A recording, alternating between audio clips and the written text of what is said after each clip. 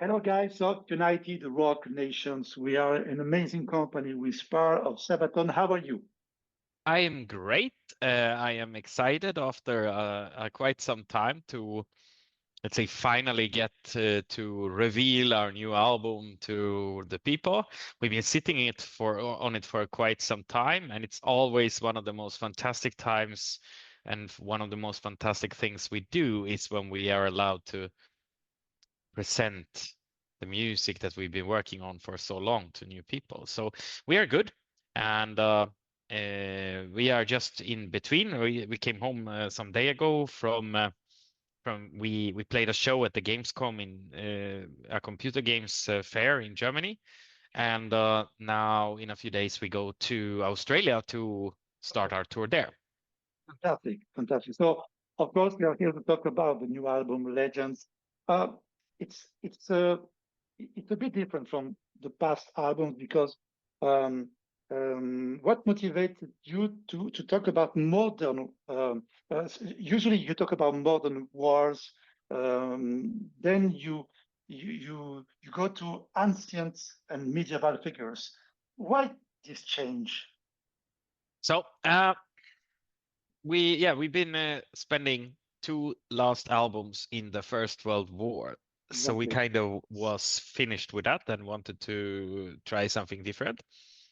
And the thing with legends is a topic. So because it is what it is, and once we decided to go for that, our musical boundaries were completely gone. We had everything suddenly. We didn't need it to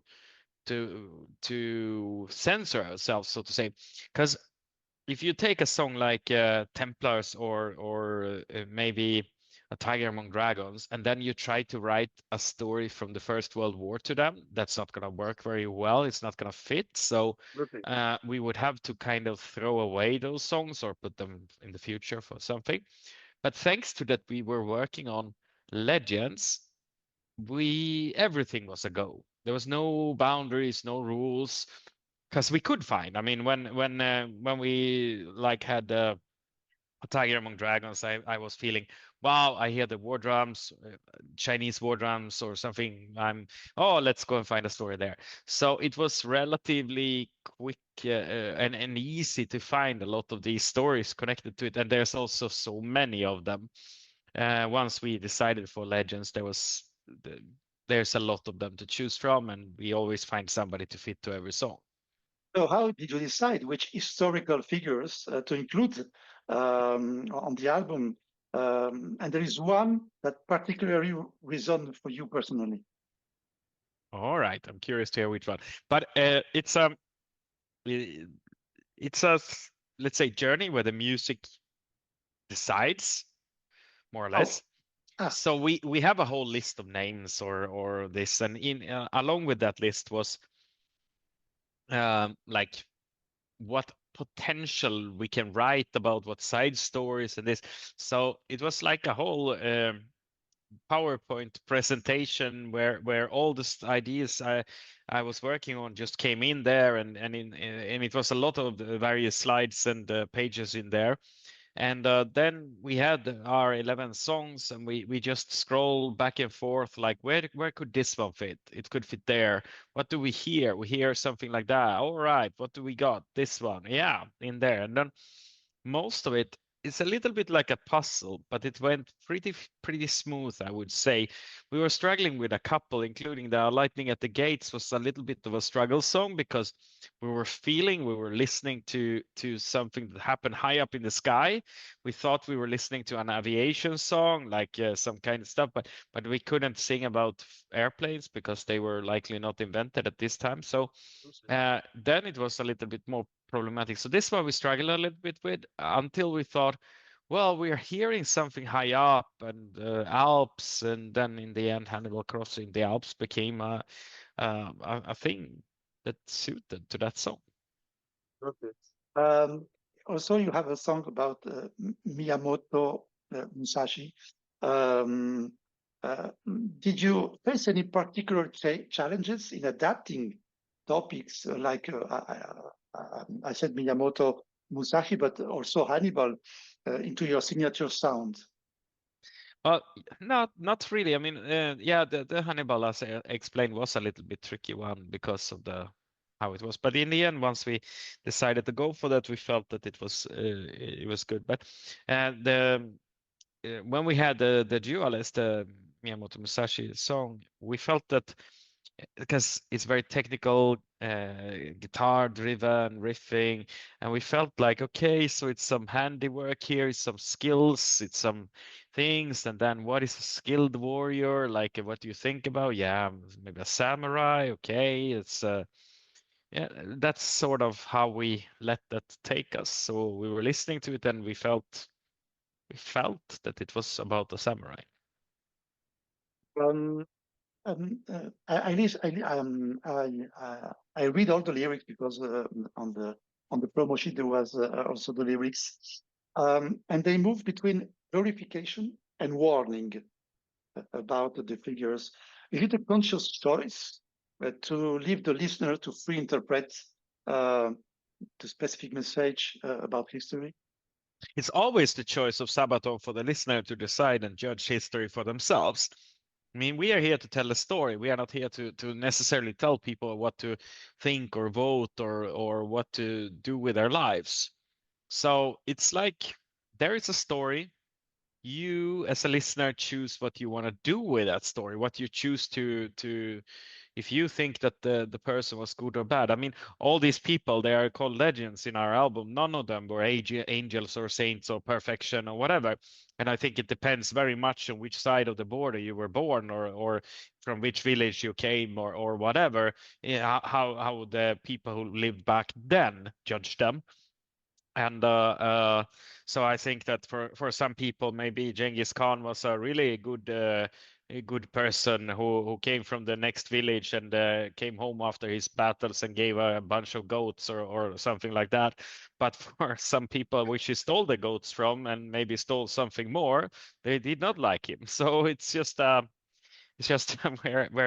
you stand on the side of history. So, but it's not for up for us to do that. So you're right. I mean, questions can be raised because yeah. It was conscious that you mix glorification and warning on the same figure on the lyrics. I think we've done that before as well. So it's a very good way of going into a Sabaton mood because it's like there you go. That's the story. Could be good, could be bad. You choose. Yeah, absolutely. So some songs, like for example, the Duelist or Made of Steel, focus more on trains and face. Or others like Orders of Khan or Impaler feel raw and word driven. What is the balance between face and horror and war? Of I mean, a little bit here, which also has to suit the music. So the story, eh, I mean, in the end, nobody's gonna want to listen to it if we write it bad or the song is bad. So it doesn't make any sense. So it just needs to fit into the mood of the song as well. This is a challenge because there you might need you hear the if the music is written in a specific way, like it's very heroic music, then you sort of need to take the song in that direction because you can't do it the other side. So we let the music decide where we go with it because you have a lot of the characters on this album you could have done a lot with. If you take for example somebody like Julius Caesar, okay, so, what type of song is that? It's a very complicated thing to say because it could be you could write like a tragic song if you decide that it's that when he is dying, or a song that is very like pompous and grand when he declares himself the dictator for life, or it's a fast-moving song when he's commanding the front troops on some battle or something like that. So there's all kind of stuff there. So the song would actually take it to the place where the story is happening. It's interesting because is when I listen what you are saying, is the music before the figures. Yeah. And that's strange because I thought that it was not the same. First the figures, and then what kind of music fit with the figures. But that's not what are you saying. No, no, no, no. I mean, we would not be able, I think, well, we can, but it would take 10 times as long to write to select the topics and then write the music after. It's much, and I think that now we have done 11 albums, and I think fans will be very upset if we only made it two or something in these 25 years. So I think it's better to go this way, but it's very rarely. So let's go back to the previous album, for example. Then we knew that there was a purpose-written song, and that was the Christmas Truce.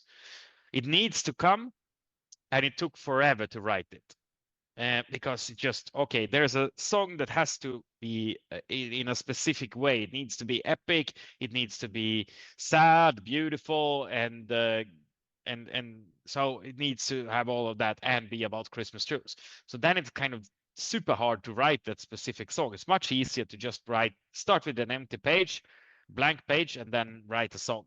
And Sabaton are first and foremost, more than anything else, we are a heavy metal band. So the music comes first and then the lyrics. I think I suppose that you have wrote more songs than the 11 on the album. Um, is there some songs that fit with some figures, but you don't put it on the album? Mm. Well, there are also some figures that never got a song because there wasn't, but we really wanted. So, but yeah, there was some that didn't work out that well. But I wouldn't say that was we mostly. I think we finished all that we could on this one, kind of, because we were not bound by the musical genre or style or anything at this time, so we could just go for it, and then we were certain we're gonna find a topic for each song, and we were right. I read that this is the very first time of every band member contributed to songwriting. Am I right or not? Is that collective process change the creative dynamic in the studio? So you're right, but that was not let's say a decision or something. It was more something that happened just by chance. Because but pretty funny. For example, Tobbe, he wasn't even in the band when we were writing the songs, and later he joined the band and then he played his songs on the album. So, but he wasn't sure he's gonna playing his songs. I mean, A Lightning at the Gates, he wrote that long before he was in the band. So it all turned out to be this way, and it was never a decision, but it was a great outcome because now for the first time in history everybody is contributing to it, and we all feel more like very excited about it, and like yes, everybody is on it, and yeah, it strengthens the group for sure, and when everybody's doing interviews, people are more excited about it and stuff. It's a Okay. good thing, but it was not necessarily a thing. I mean, we don't really have that. We necessarily need to have everybody there. We just want to make good songs, and the way they are. Okay. Um, so looking ahead, do you see Legends continuing into a new chapter, exploring new figures? I don't know, ancient cultures, mythologies in future albums. Mm, it's very interesting topic and very easy to work with, but I don't know what the future will bring. I mean, it's too early for me to think about it. I always try to think a little bit about the future, but I'm so busy nowadays that I don't even think about the far ahead future because there's so much excitement coming up in the next, let's say, half year or whatever. So I don't even have time to think about the future. There's so much going on, which is very unusual for being me. But at the moment, I'm so damn excited for all the cool stuff that we are working on right now and got coming up. So I don't need to bother about the future. It will solve itself. Uh, so after the release of the album in October, then you will tour again. What can we expect from the new shows? Background, music, new songs. Tell us more about that. Yeah, I think for anybody who came to the last show, the Tour to End All Tours, the one that we also released as in cinemas, that one, people saw a more theatrical, a more show Sabaton than before. And we got a lot of people saying that it was fantastic and they liked it, and we also liked it a lot. And so we decided to take it a little bit more this way, to a little bit more visualize the stories behind the songs. And so we have something going on. And we definitely know also that we are building a very epic and big production. Something I said that a couple of years ago about the Tour to End All Tours, but now we are really doing something even much bigger. And now we got even more venues that actually can do it. Last time we played the Zenith in Paris, which definitely were limiting the production that we wanted to do. Now we are not limited, and now Paris will see the full power and the full glory of our show. And not only are we planning a big show, but it's a different evening. So there's no this time there's no Lordi or Baby Metal there, and no other heavy metal band either. There's only it's a stupid thing to say, but it was the word that came to my mind. But there's the Legendary Orchestra, and the Legendary Orchestra is something that I am extremely excited about to reveal and show the people. It's a little bit hard to explain exactly what it is, but I can tell that the closest you could come is that it's sort of a tribute band to Sabaton, an orchestra performing Sabaton songs in orchestral ways with a bunch of soloists and arrangements with choirs, lead vocals, lead instrumentalists, and all in all creating something that I really look forward to see and hear, because I know how good it is. So I'm a little biased as well. Nobody else knows, but I have the I know, and that's why I'm so happy about it. It's something. I mean, I don't know if it's gonna be for everybody, but at some point I don't care, because Baby Metal was not for everybody, Lordi was not for everybody, Apocalyptica was not for everybody, but it was there. And what is for everybody who goes to a Sabaton show is Sabaton, right? So and there is no way we can play more songs, because then we wouldn't be able to tour, because our voices would crack after one night. So, but this way, people get more Sabaton than ever before. Right. We will be there, of course, to see that fabulous show. Thank you very much for all this information about Legends. A great album. We love a lot this album. So thank you a lot for the good music. And of course, we will be here in Paris to see you. Thank you. See you in Paris.